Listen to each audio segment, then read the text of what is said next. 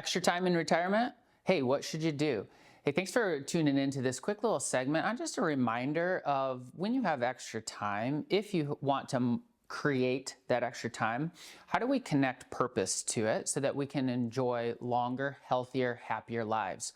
And so we're constantly in this retirement game of helping people retire well. And there's a lot that goes into that. And so what I wanted to do is just kind of summarize it in three quick little reminders and just throw some of the stuff that we get to see, honestly, on a daily basis. You know, we watch people that are doing these kind of things and they are happy and healthy, okay?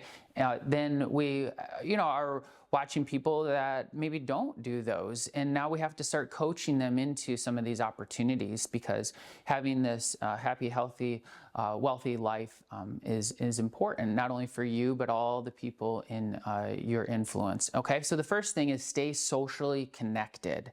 Faith, family, friends. What they've done incredible amount of studies that say people that have strong social connections actually have the best probability that there is genuine joy in their life, okay? And so if you're a part of a faith organization, diving into that with your extra time.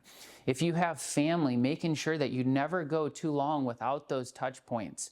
And we're not talking social media, we're talking social connection here, okay? This is the one-on-one, the intimate kind of conversations and friendships that you need to spend time on. I heard a line one time, I'll never forget it. They said, good relationships are not efficient. I was quickly reminded of that. I went hunting. My friend took my son Micah and I hunting, and hunting takes some time. That is not an efficient process.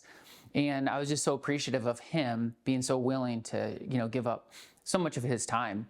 And so, now our friendship is that much deeper because there wasn't that point of trying to make things super efficient and get it done. That doesn't work in healthy relationships. And then the other thing about the social connection is it's quality over quantity. Okay, in Young Life, we learned that there could be one caring adult. That's all it took, one caring adult to change a kid's life forever. You show up, you win the right to be heard. But it's quality over quantity.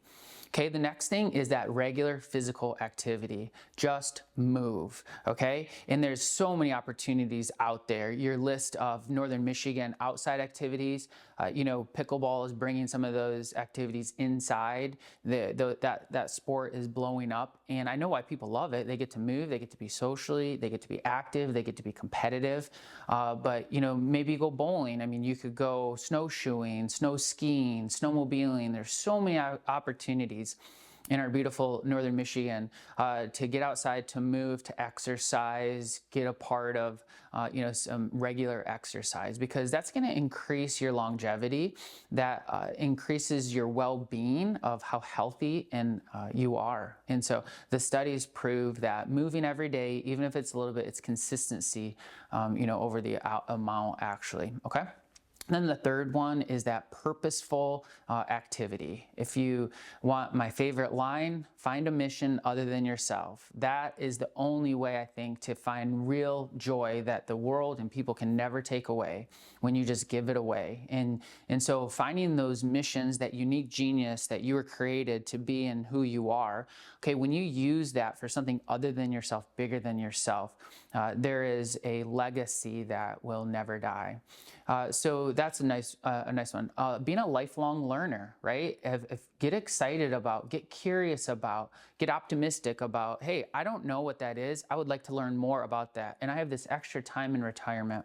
I'm going to go tackle that. You have a hobby. You have something that you've been delaying, okay, while you're working. And now you're going to go tackle that and become a master, a genius at that.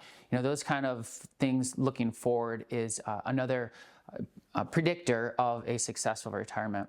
And then, what my wife and I have been doing is we've been trying to define one calendar year defining activity. For instance, okay, in 2020, we went on a mission trip to the Dominican Republic with my twins. Okay, the four of us went. So 2020, obviously had some other things there, but we defined it as the mission trip to the Dominican. This last year in 2025, we went out to Jackson Hole and Yellowstone.